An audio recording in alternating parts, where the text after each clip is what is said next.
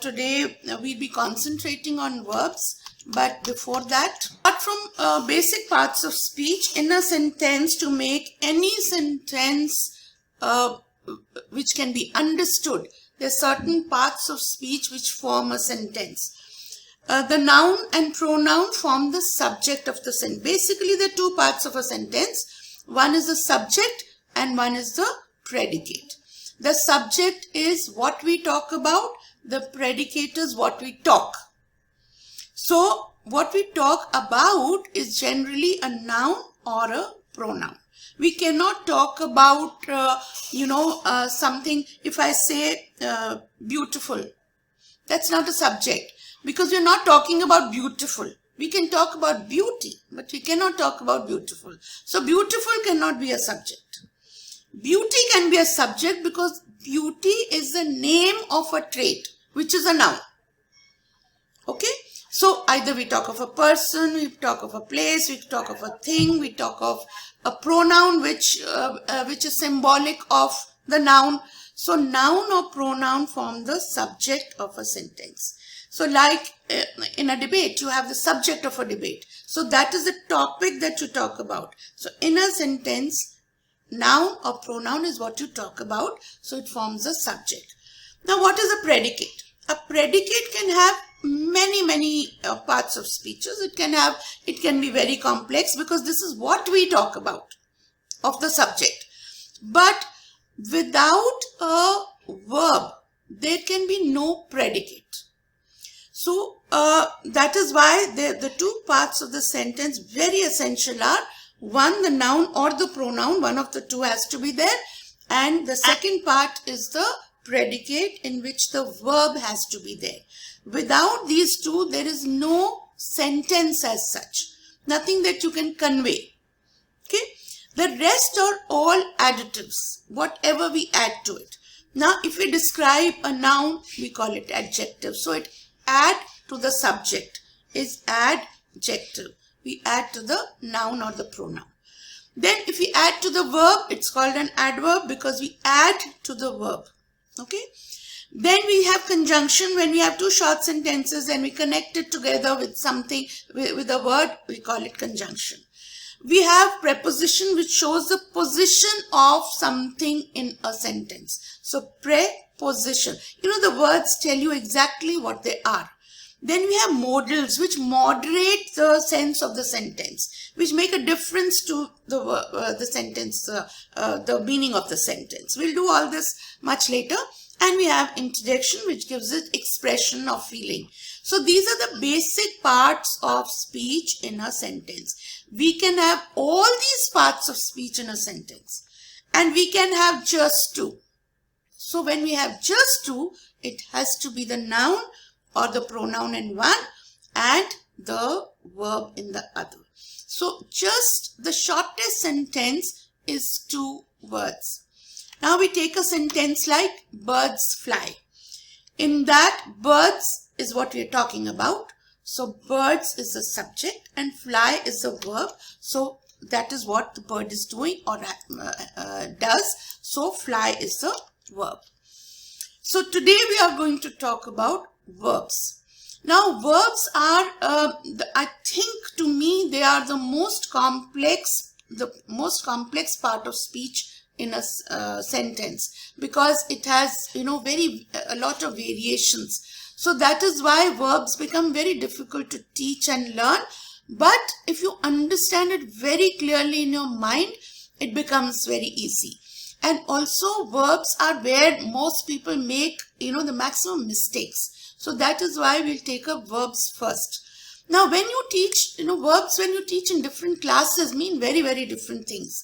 When you teach in class 1 and 2, we teach them what are verbs? The child will say the verb is an action word. As you progress, your brain starts assimilating more. So then you go into the details. So in class 1 and 2, just teach them verbs are action words. So they learn singing, dancing, walking. So they learn most of the words with ing, and that is why it becomes difficult in the later years to de-learn and relearn. So as far as possible, do not teach the ing form of verbs. Teach the children dance, talk, wave, jump, leap. These kind of verbs, teach them in the basic form of verb. This is the basic form of verb. Do not add the ing as far as possible, because in later years it becomes difficult. Now when the child comes to about class 3 or maybe end of class 2, if we are teaching the child verbs, then we include another thing in it, and we say that we tell them about subject and predicate, and we tell them subject is noun or pronoun. By then they have learned noun or pronouns, and then we tell them, okay, predicate is, it includes the verb, which means a basic sentence, birds fly, I play. So it's a complete sentence. You don't ask why, when, nothing, because when I say birds fly, it makes sense to you. Now suppose I say birds his. That means birds is a noun, his is a pronoun. Does it make sense? No. Birds him? No. Birds good? No. Birds oh? No. Birds well? No. Birds on? No. Birds should? No. So you see, all parts of speech that I've included here, you can add any one of them and the sentence will not make sense. It will only make sense when there is a verb in it. That is why verbs are important. Now you see, his, him, pronouns doesn't make sense. Good, adjective doesn't make sense. Oh, interjection doesn't make sense. Well, adverb doesn't make sense. On, preposition doesn't make sense. Should, modal doesn't make sense. So all parts of speech are useless unless there is a verb in it. So now in class 3, when we teach them it is not just an action. Now one step more, that verbs are not just action words, because I've just told you that a sentence must have a verb. Now when I say I am hungry, I is the subject. Now hungry is not an action. It is my state, what I am. So it cannot be a verb since it's not action. So that is why we include one more category and we say that just being. Now is मैं हूँ. हिंदी में जैसे हूँ बोलते हैं, मैं हूँ. So मैं भूखी हूँ. क्या हूँ? भूखी हूँ. But is now the verb, because verb is also a state of being. A state of being means आपका होना भी एक एक्शन है. अगर आप ही नहीं होंगे तो एक्शन कैसे होगा? Have you understood that? Why state of being is a verb? So that is why am, is, are, was, were, be, they become verbs. But there are different category of verbs. They are called being verbs, because actually active action इसमें कुछ भी नहीं है. So just being is a verb. Now when I do an action, when I say I play, I cannot say I am play, because मेरा मैं हूँ तभी मैं खेल रही हूँ. If I am not there, how will I play? So it is understood in play that I am there. So I don't have to use it twice. If I say I am play, मतलब मैं हूँ और मैं खेल रही हूँ. पर मैं अगर हूँगी नहीं तो मैं खेलूंगी कैसे? So it is one of those understood things that is included. That is why we do not include am, is, are, was, were, be in any action word. Is that clear? Clear up till now? Now when we say birds is fly, birds was fly, birds were fly, doesn't make sense. Birds fly means birds उड़ते. So that is why the reason why am, is, are is not used with any action word. Now when there is an action, then it needs time. Now when I say birds fly, can you make out कि वो कल उड़े थे, परसों उड़े थे, परसों उड़ेंगे, उड़ रहे हैं, उड़ रहे थे? Nothing you can make out. So when I say birds fly, I have to now modify it to show the time of action, and this time of action is denoted by tenses. So tenses show the time of action, whether an action happens, whether an action is happening, whether an action has happened, whether an action will be happening, whether an action should have been happening. So anything it has something has to be added to it to show that the time of action is different. Now when I say birds fly, it's different from birds flew. It's different from birds will fly. So these are the three sentences which show the time of action. When I say birds fly, matlab birds उड़ते हैं. It is their nature to fly. When I say birds flew, now it's changed. So that means in the past they flew. And when I say birds will fly, that means in the future they will fly. Now action which is happening right now, continuous action, is the continuous tense. Now in continuous tenses, ing will be added to any verb. Now when I say birds flying, it doesn't make sense. Because when I say birds flying, it's not telling me whether they are flying now, whether they were flying, or in future they will be flying. So that is why we need, now fly had changed to flew, so I knew past tense hai, right? In the future tense, I asked the will to give me a little help. So though the fly remained the same, but will came to help to make it the future tense. So will is the helping verb for future tense. Anything that gives help to make sense. So will became the helping verb in future tense. Now when I put ing, it tells me nothing about present, past or future. So then I need more help. Now if I need more help, either I get more words like will. As it is future में मैं will मैंने use कर लिया. Now I should have 3 more words to tell me whether it is present, past or future.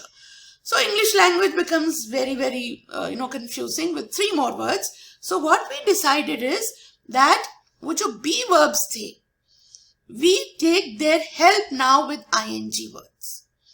And then we make them helping verbs. They are not helping verbs in the simple present, past or future.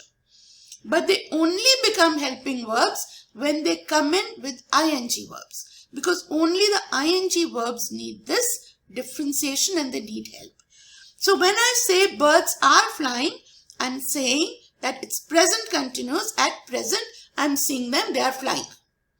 When I say birds were flying, the listener knows that they were flying in the past. Abhi wo fly nahi kar rahe. When now will was already there to help. We have not shunted out the will. So birds will fly doesn't make sense. So we say birds will be flying. Be is the basic be verb. So when we say birds will be flying, the will was already there. The be has come as helping verb to ing.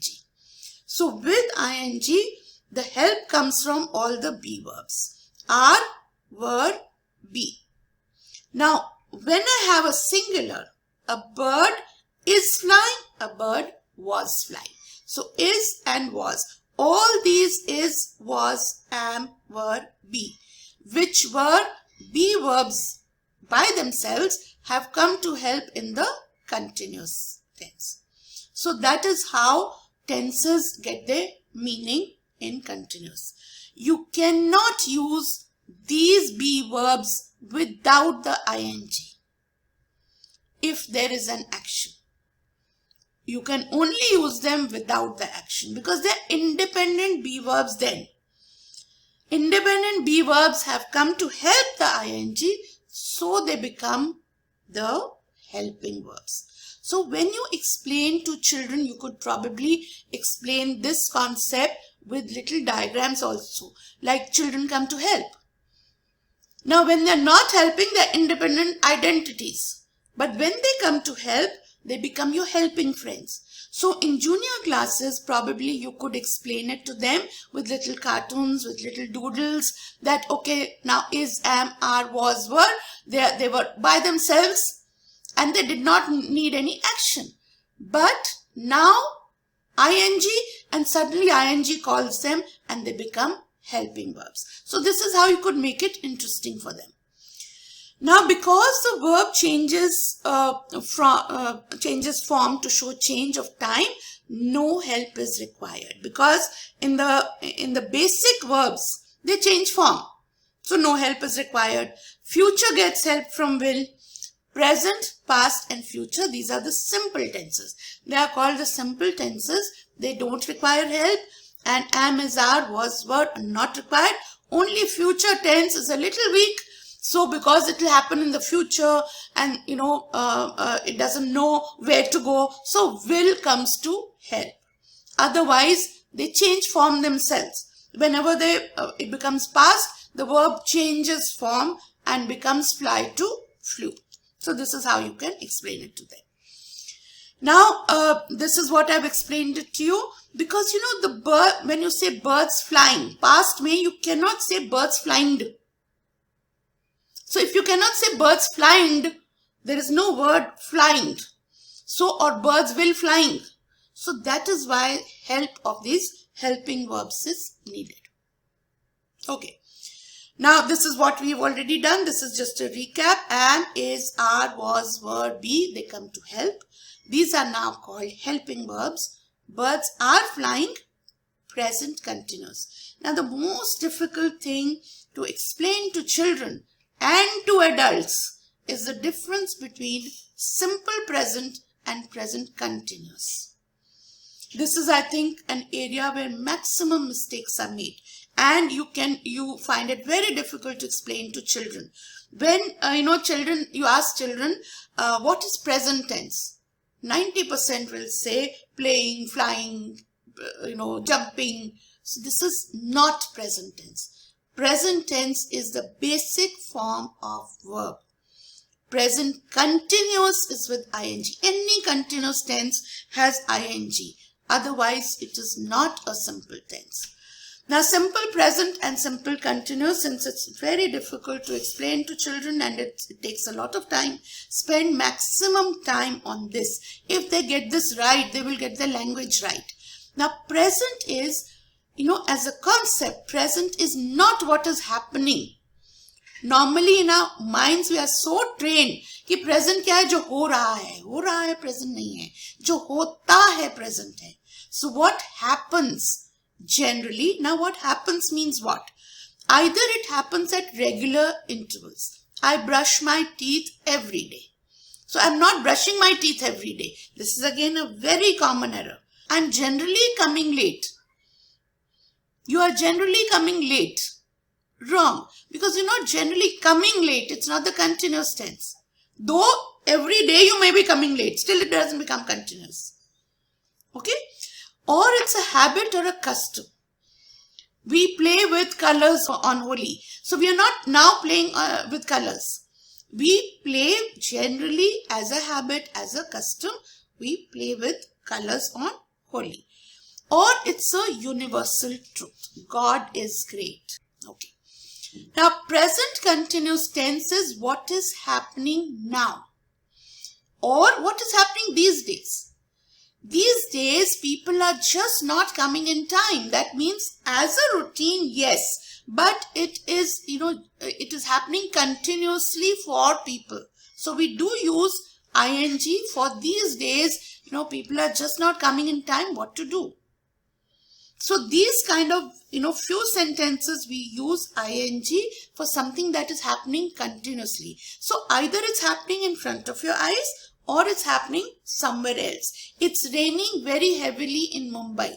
Now when you say it is raining very heavily in Mumbai, that means presently in Mumbai. It's not happening in front of your eyes. So presently it is raining very heavily in Mumbai. So this is how continuous tenses are used. Now, this is now one a little exercise. All of you unmute yourself unless you have some background noise. And one by one, I will just, whatever pictures I'm seeing, I'll call out your name and do the sentences. So, okay. He does his homework in time. Next. I go for a walk every morning. Next. He comes to your house every Sunday. She looks happy. Now, can it be she is looking happy? Yes, ma'am. So you see, some sentences depends on the sense. She looks happy.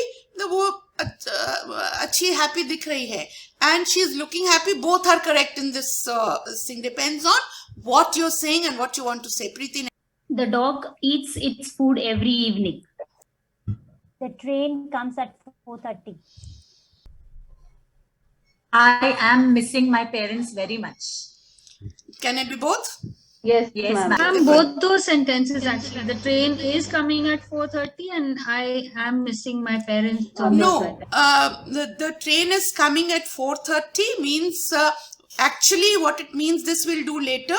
The train is coming at 4:30 means the train will come at 4:30. When we do future tense, we'll do that later. But in this sentence, when I specifically say 4:30, then the train comes at 4:30. Now, when I say train is coming, yes, it is used. People who speak, English, they will probably find it correct. But it's in this chapter, it's not correct because the train is coming means future. Next. I'm eating a banana.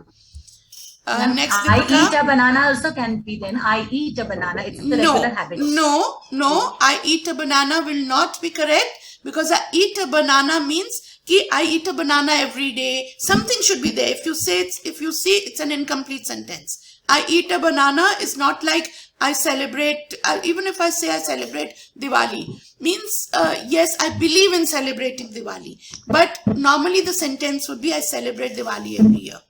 So I eat a banana every morning would be better. Since there's no every morning, I'm eating a banana.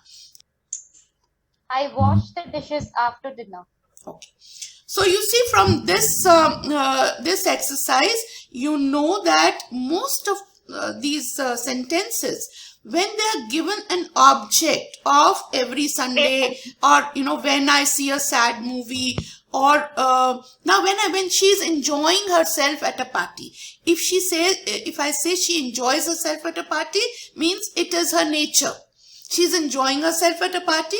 I'm seeing her enjoy. So some sentences you use both, but depending on the situation, you cannot use it for like if you're seeing a girl enjoying a party, you generally say she's enjoying herself at a party. But if you want to comment on her nature, then say she enjoys a party. So few sentences you can use both, but depends on your intent. Mother enjoys playing football.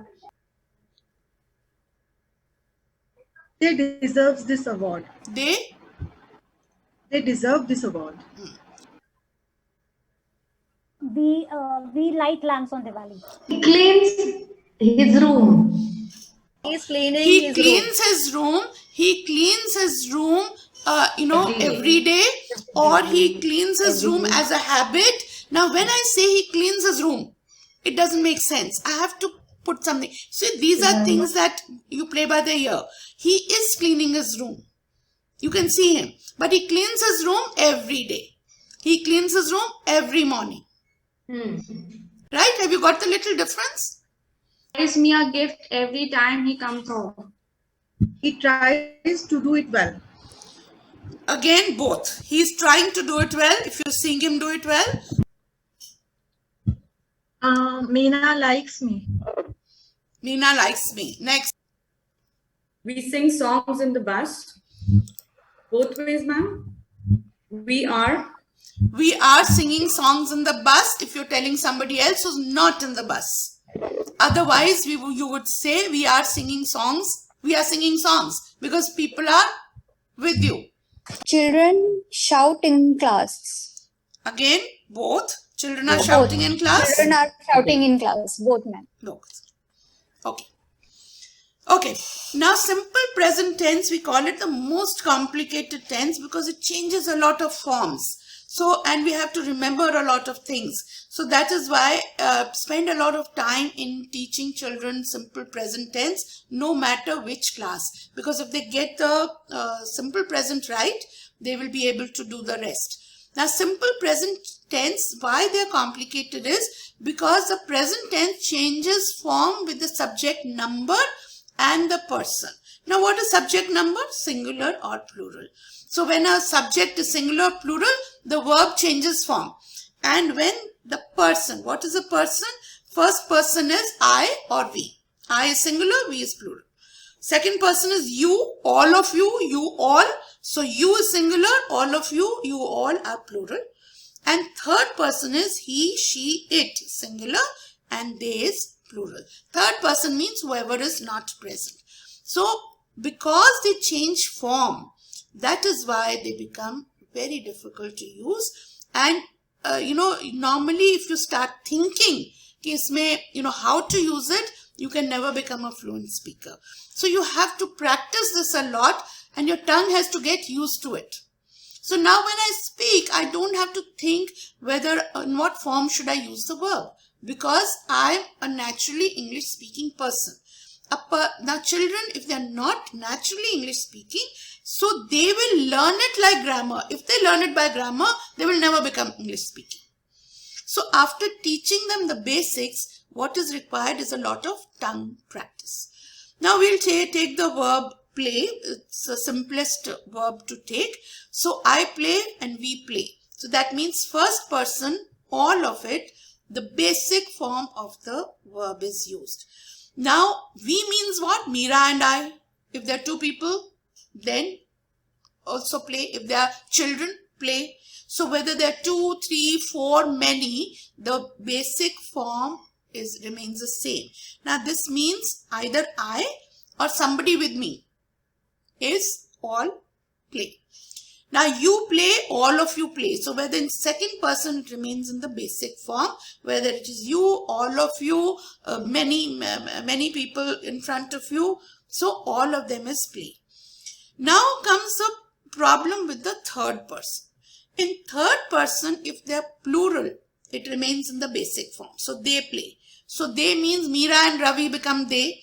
Meera, Ravi and their sister or their brother become play. So whatever is third person, more than one, it remains play. Now the problem comes is in the third person when it is singular. So he, she and it. They get the verb gets an S. So he, she or it, play nahi plays. So whether she is Meera, so Meera plays. He is Ravi, so Ravi plays. It is the cat plays.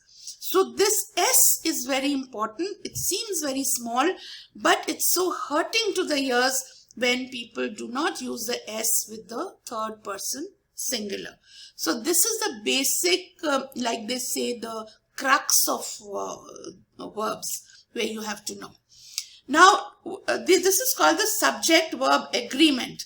Agreement means that this number and person in the subject have to agree with the form of the verb. So, this subject-verb agreement is very, very crucial to learning English. Now, it is in simple terms, I've just told you third person singular, it means that you put an S. But what happens when in a sentence and comes? When and comes, that means it becomes plural. So Sheila and Ruby play in the garden every day. It becomes plural, so play. With each and every, the subject is treated as singular. Why? Because each means one. And every means also one. There could be a class of many children. But you say every child, that means you're counting them one by one. Each child, you're counting them one by one. So that means he or she. And each or every boy and girl in our class plays an outdoor game. Because the third person is now singular. Now when you say each and every boy and girl in a class, the class may have 30 children. But when you're using each, it means you're talking of one child. When you're using every, you're talking of one child. That is why you say plays, the S comes with the verb. Now with either and neither, the verb depends on the subject that comes later, which means either Ravi or Ali. Now Ali is singular. Either Ravi or Ali plays in the team.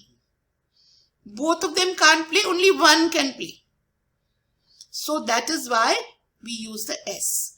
Either John or his friends. Now the second is friends, which is plural.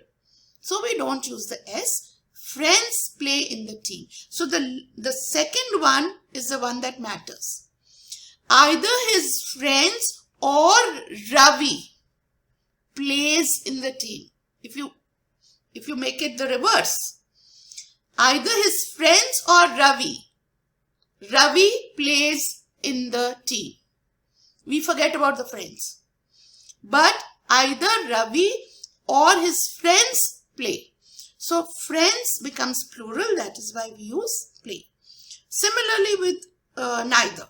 Neither Rita nor Rosie plays hockey. So neither Rita nor Rosie plays hockey. Neither Tony nor his friends play hockey.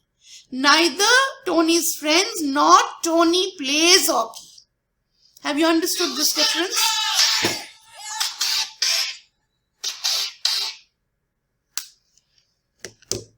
Okay, have you understood this difference? Okay. Now, when there is a collective noun means one. So, our class plays hockey very well. A class has 30 children. So, children play hockey very well. Children is not a collective noun. Children is a plural of child. So, children play hockey very well. But when you're talking of class, you're talking of one class because plural will become classes. So classes play. All our classes play hockey very well. But our class plays hockey very well. So collective noun is treated as one. Have you understood that? Now subjects like news, jeans, shorts, these are considered, though there is an S, but they are considered one because you cannot have jeans with one leg and two legs. So it's one pair of jeans. So that is why it's considered as one. Then when distance is taken as a whole, it is treated as singular. Now 3 kilometers seems not a long distance. The S has come because though it is 3 kilometers, but is taken as one distance. It is not considered 3 as a number. 3 kilometers is one distance, so that is why it seems. The S will come. The S comes with a singular and not a plural. Now similarly, subject-verb agreement should always be taught with a lot of repetition, and this is how the children should, repeat. Something like, you do a prayer. So when you say it so repeatedly, it just sits on your tongue, and without thinking, you should be able to, say this. So a gardener is singular, so the S goes to the verb. If there is no S in the subject, which means it's not plural, the S goes to the verb. A gardener waters plants, a cobbler mends shoes, an author writes, a mechanic repairs cars. So you see the S is all in the verbs. Wherever there is Y in the verbs, it turns to IES. Now when there is the S is in the subject, which means the plural. So gardeners water plants. The S shifts to the subject. So it becomes very clear that all the plural subjects will have, it should not be called a singular verb because verbs are not singular or plural. But to remember it, a lot of books give you this, that subjects, if they are plural, the verbs are singular. Which is really not true, but to remember it, it's a good way of remembering that the S in the subject means no S in the verbs. Okay, so this is what has to be drilled, and they have to say it repeatedly. So that now what happens, these are all action words, the S and the no S. Subject verb agreement in the be verbs. Now whenever the be verbs are used, there is no action. So I am hungry, we are hungry, Meera and I are hungry, and hai isliye are hungry. It means two of us are hungry.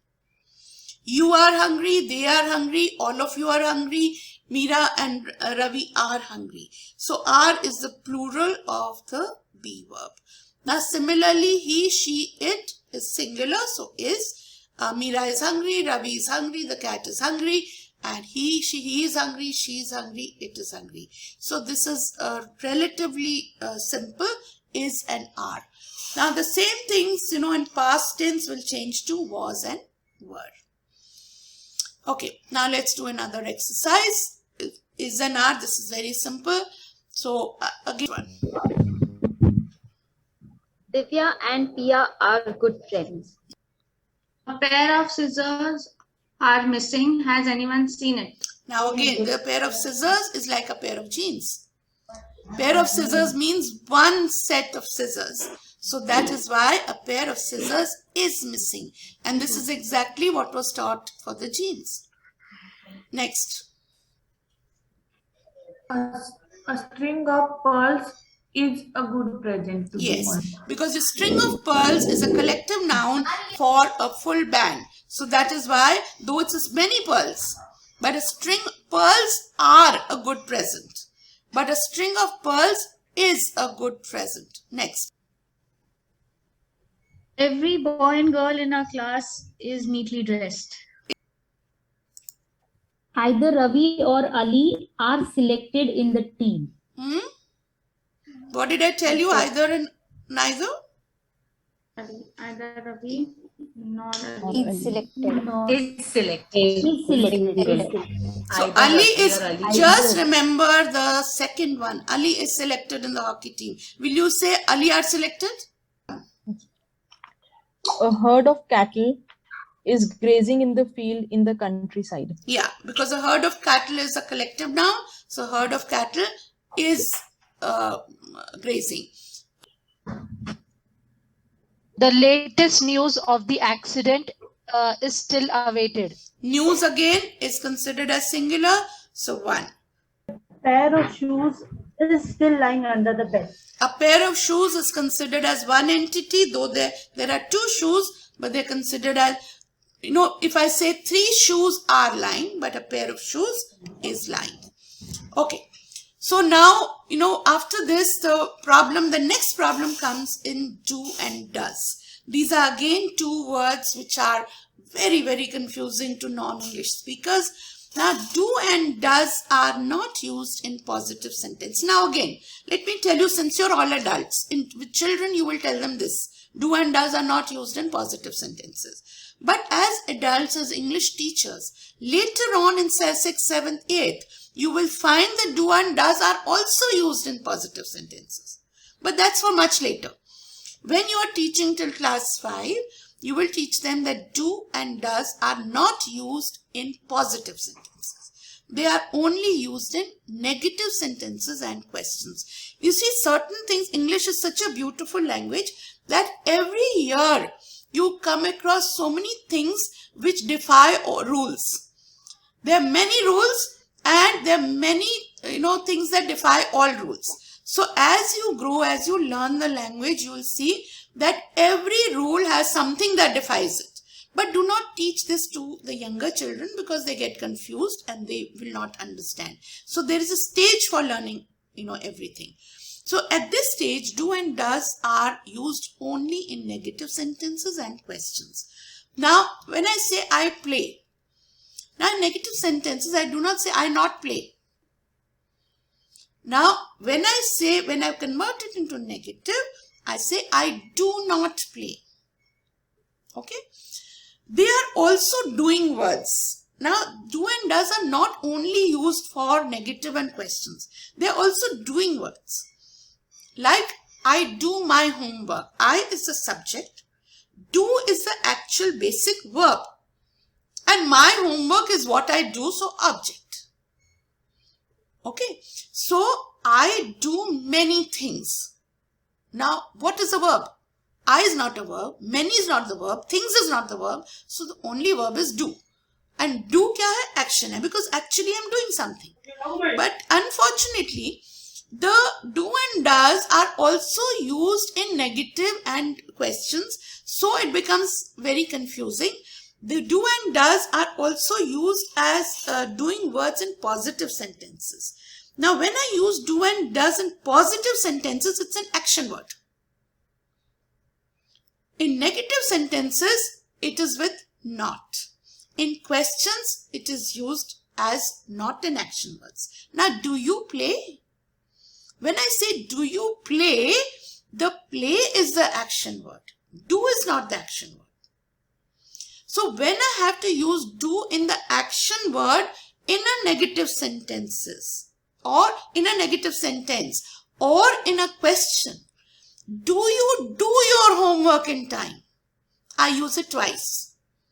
One for the question and one for the actual verb. So they can occur twice in negative sentences and questions. When they occur twice, then one is the verb and one is the question word. Okay? Now I play, positive sentence. I do not say I do play. I do not play because not is coming, so do is coming. So I not play is incorrect, so I do not play. Do you play? Again, question. When I say I do my work in time, this only action is do. So this is a positive sentence and do is the action word. I do not do my work in time. Now there are two do's.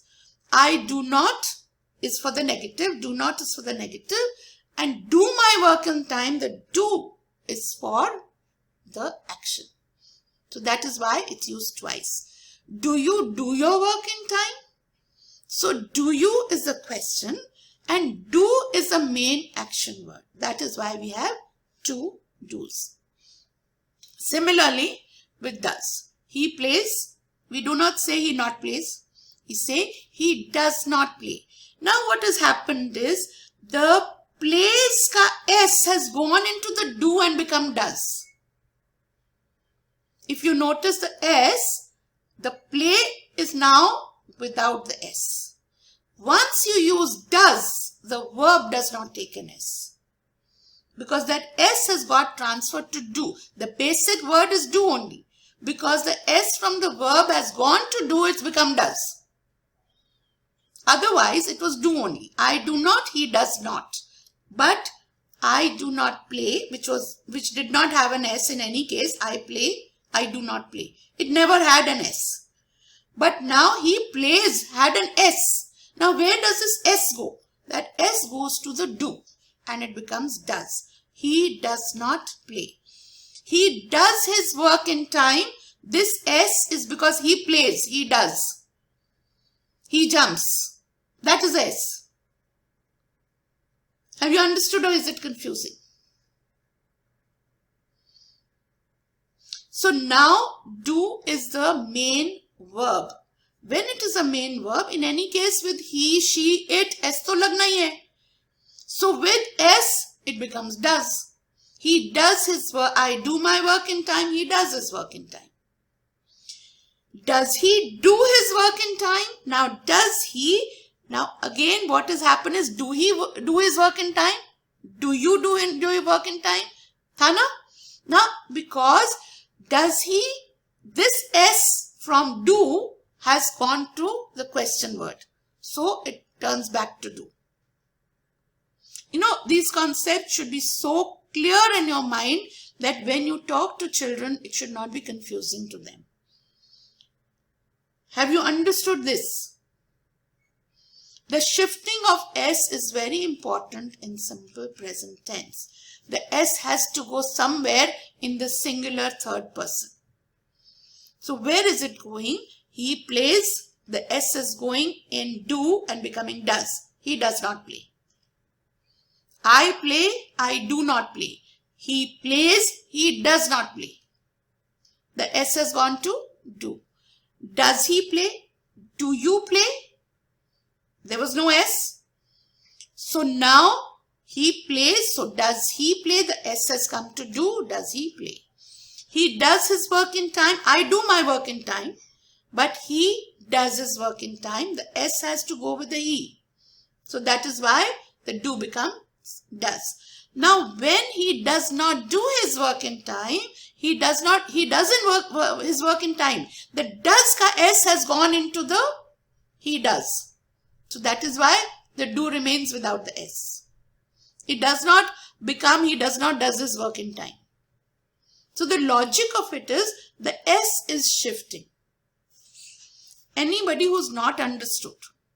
If you don't understand, you will never be able to teach your children right. So please ask me if you've not understood. Anybody who's not clear. Anyway, after this session, you will have enough time. Please practice it. Think over it. If you have any doubt, anything that you have a question in the next session, please write it down. And please ask me. Okay. Now we see the positive and the negative sentences of the same things that we did earlier. A gardener waters plants we did. So a gardener, the S has gone to do, does not write. A cobbler mends shoes. A cobbler does not repair cars. An author writes. An author does not water plants. A mechanic repairs cars. A mechanic does not paint. The S is shifting to the do. A porter carries luggage. A porter does not sell meat.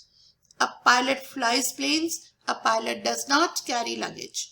A butcher sells meat. A butcher does not fly planes. So have you understood how the S is shifting? Yes? Now first and second person in the positive and negative. This is simpler. I water plants. I do not write. So do is coming in. Now you notice why the does came in, because the S shifted. Actually, it was, this slide should have been probably, one before that, because it would have become clearer. The S is shifting from the positive sentences to do. So, I water plants, I do not write. We mend shoes, we do not repair cars. You write, you do not water plants. So, it's all do not, do not, do not, do not. Because they're all either I, you, or plural third person. When it is singular third person, if you see this, gardeners water plants. Gardeners do not write. They're all plurals. So do not. There is no confusion about S.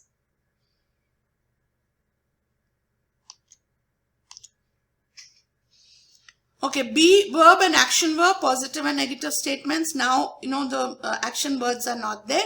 Now, it is only the B verbs, because there is no active action taking place. I am a student, I am not. This is very simple.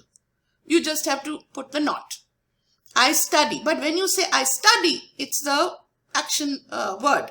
Then the do comes in. You are tall, you are not tall. Very simple. But you play basketball, you do not play basketball. When the play comes, the do comes. It is with the am, is, are, no, do, nothing. She is pretty, she is not pretty. But she dances, she does not dance. And just remember that when does is used, the verb does not take an S. She does not dances is incorrect. Now, he is a singer, he is not a singer. We are strong, we are not strong. They are short, they are not short. Just, whenever am, is, are, was, were, be, are used, there is no confusion. Okay. Now, this one paragraph, Nazmeen Sheikh, will you just read it with the correct form of verb?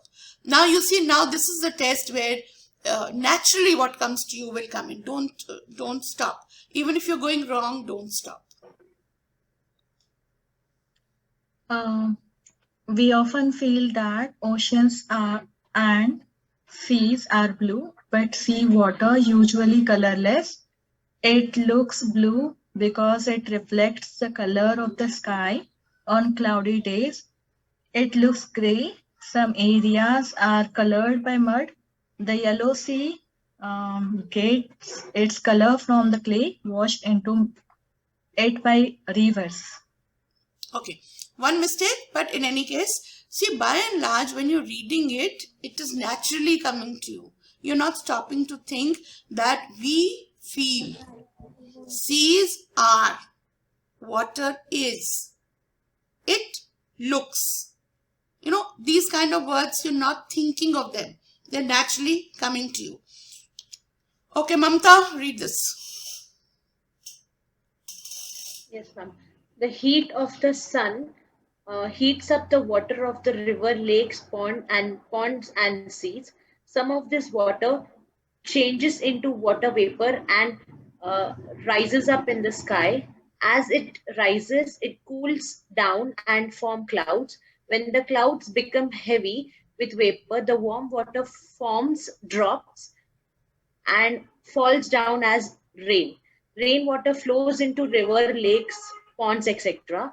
In colder places, these water drops freeze and falls as snow and fall as snow. The snow melts to become water with the heat of the sun and flows back into the rivers and seas. Thus, the water cycle continues. One mistake, but in any case, see, when you're reading it, sometimes the subject is far removed from the verb.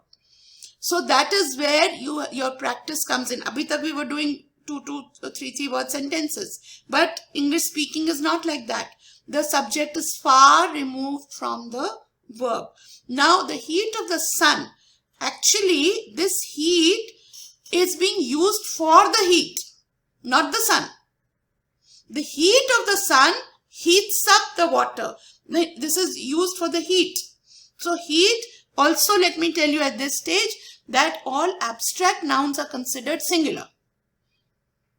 So the heat heats up the water. Okay?